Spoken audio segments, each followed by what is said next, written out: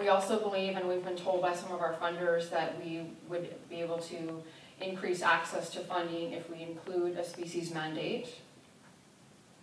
We also think that invasive species could be easily integrated into our existing outreach and educational opportunities. In fact, I know when I do presentations, I often talk about invasive species when I'm talking about the concept of invasiveness, and often it comes up that we talk about other species, and so that's sort of happening anyway, as it probably does with many of you in your work.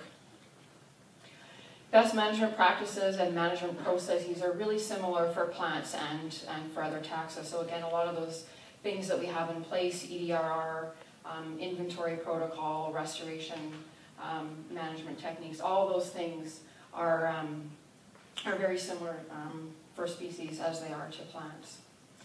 Many of our partners, maybe many of you, are dealing with species as well as plants. Just by show of hands, how many of you are dealing with species and not just plants as part of your work? Wow, that's a greater number than I thought. Yeah, so this is, again, one of the reasons why we're proposing this today, is we feel it's sort of a natural trend with the work that all of us are doing. And our board was very clear that, we want to maintain our current level and quality of work, and so that won't change. Additional contacts, partners, and projects that would include species could be gradually integrated into our work, so it's not like if the resolution passes today that tomorrow Jen and I are going to abandon any invasive plant work and focus all of our efforts on other species. That's definitely not how we envision it.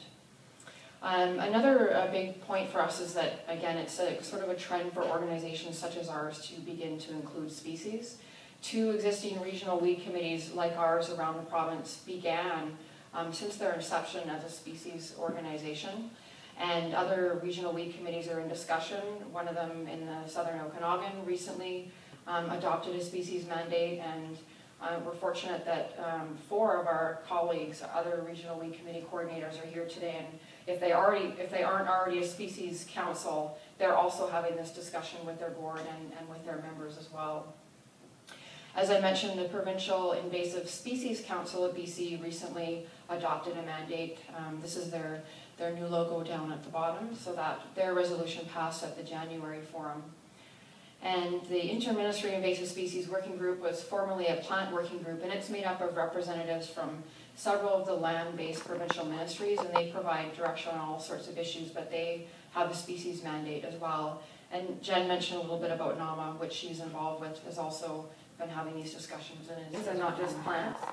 So for the next couple of slides, again, I want you to refer to the special resolution form on your table, because that has the wording, the exact wording that we're proposing in the changes today. So the first special resolution is the proposed name change. So if you recall, we actually had a name change last year. We were formerly the Greater Vancouver Invasive Plant Council.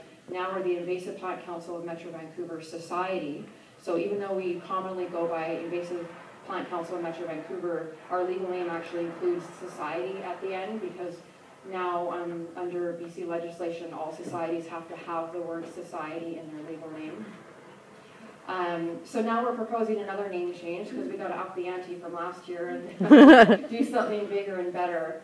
So the special resolution for the name change reads, resolve that the name of the Invasive Plant Council of Metro Vancouver Society be changed to the Invasive Species Council of Metro Vancouver Society. So for those of you that checked off on the registration sheet today, as eligible voters, I'm going to ask those members in favor of the proposed name change, if you could raise your hand. Any members against? Wow, well, it's unanimous. Great that the proposed name change will happen. So even though the directive comes today, the actual changes don't take place until the paperwork is filed with BC Registry, which I will file later today, but it'll be maybe a couple of weeks before you hear an official announcement from us. So let's move on to special resolution proposed number 2. So in order to adopt a species mandate, there are some required changes to our constitution. Our bylaws don't actually mention the word plant, so they didn't have to change at all.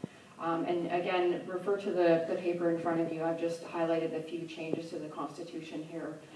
Basically, the changes include replacing the word plant with species. I've also added a bullet H. It reads, to undertake invasive species management research and operational activities, dependent on funding and capacity. So this was an opportunity for us to update our constitution a bit to reflect that we do operational work and that we want to include species in the management and research work that we're doing. And also I've modified bullet I to reflect the change of the provincial organization, and also to include the fact that we do work very closely with the other regional lead committees. So bullet I will now read, to collaborate with the Invasive Species Council of British Columbia and the other regional invasive species committees in the province. And so the resolution reads, resolve that clauses 1 and 2 of the Constitution filed August 17, 2006 of the Invasive Plant Council of Metro Vancouver Society be repealed and replaced by the following. So just with the changes in the wording and those additional bullets. So again, I'll ask that those members in favor of adopting this special resolution number 2, if you could show your support by a show of hands. Any members not in favor? Wow, thank you.